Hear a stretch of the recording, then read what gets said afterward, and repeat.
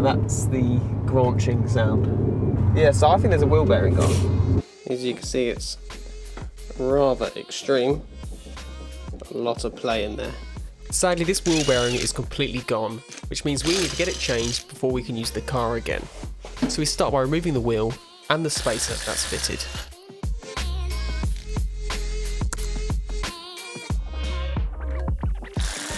Right, I'm going to take the caliper off. So, got a bolt just down here, and also one just there.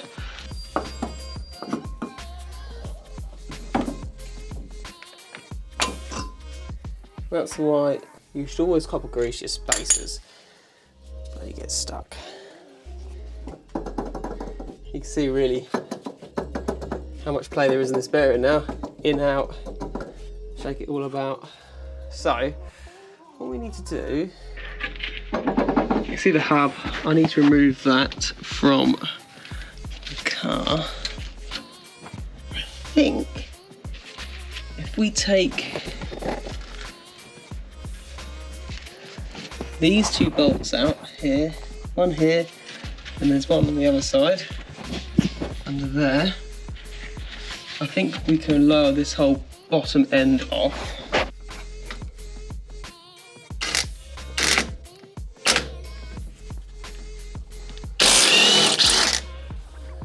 There's a sort of a service hole there with a looks like a 10 mil.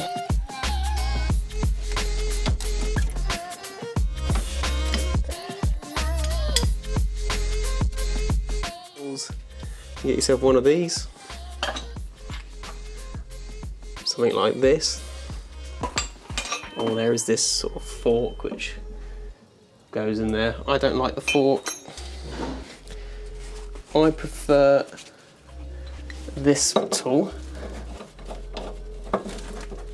if it'll fit.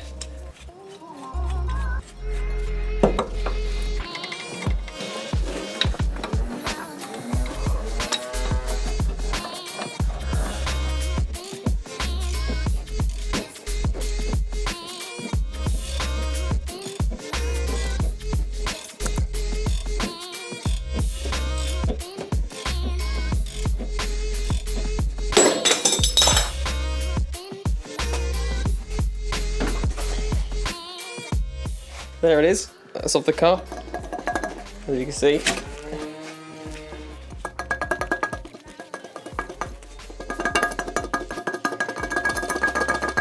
It's completely gone. So we'll take this back to my garage and then press out the bearing. Now we're back in the garage, we need to remove the bearing from the hub.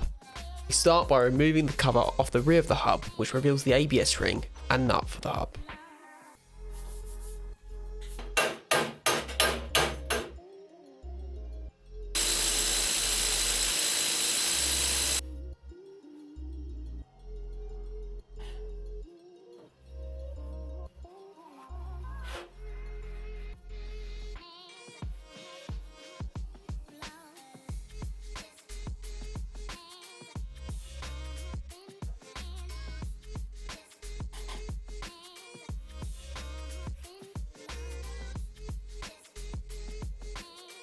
For this job, I bought a 20-ton press, which sent me back just £109.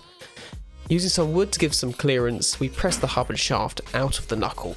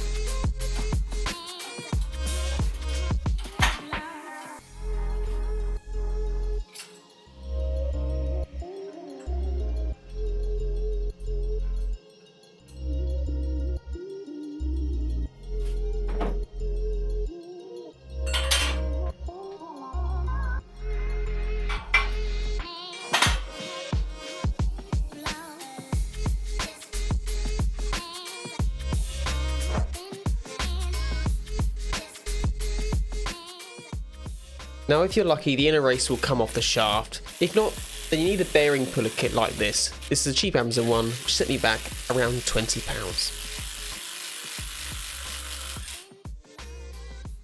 Now there is an oil seal as well that needs to be removed. This is more just to keep dust and other debris from getting inside the bearing. So we knock the old one out just with a screwdriver and a hammer.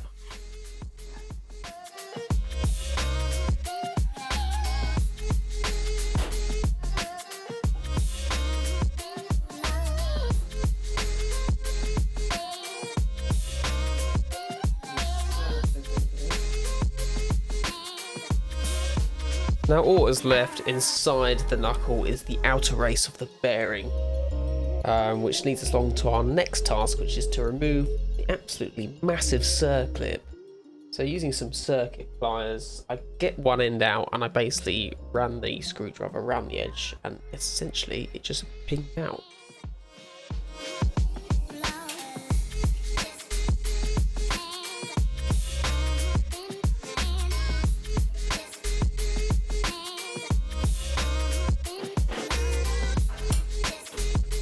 We then have to press the outer race out. I found this worked best if you put the inner race back inside the bearing and then use a press plate and a socket.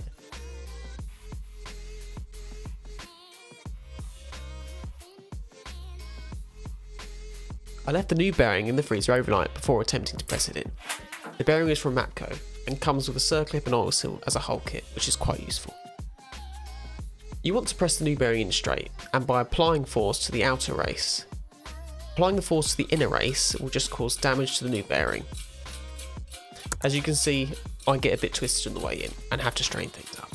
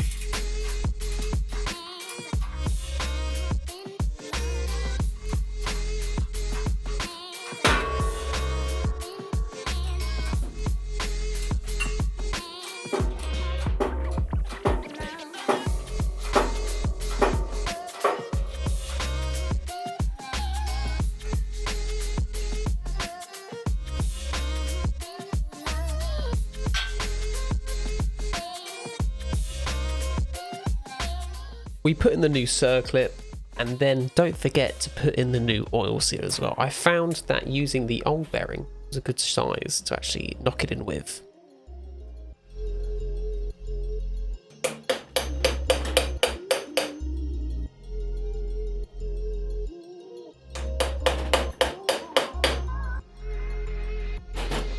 The hub and shaft then have to be pressed onto the bearing. It is important here to press onto the inner race to avoid causing damage to the new bearing. I used a deep socket that was the right size to achieve this.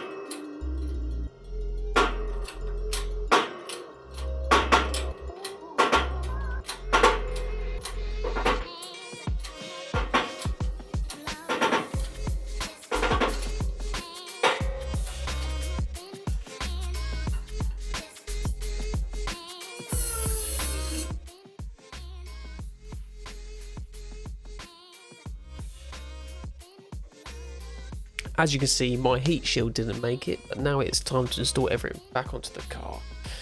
Following the steps in reverse and torquing everything back up to the correct specifications.